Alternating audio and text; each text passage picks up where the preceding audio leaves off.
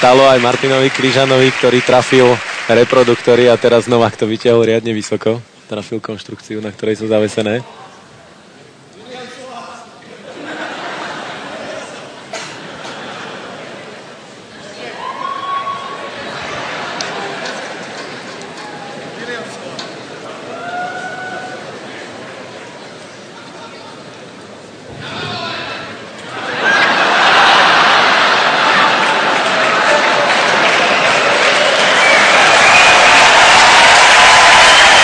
Diváci si pýtali Serenu, neviem, či toto má byť.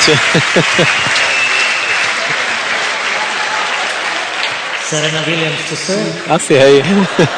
Ešte by to bolo chcelo jeden uterák na môj vkus, ale...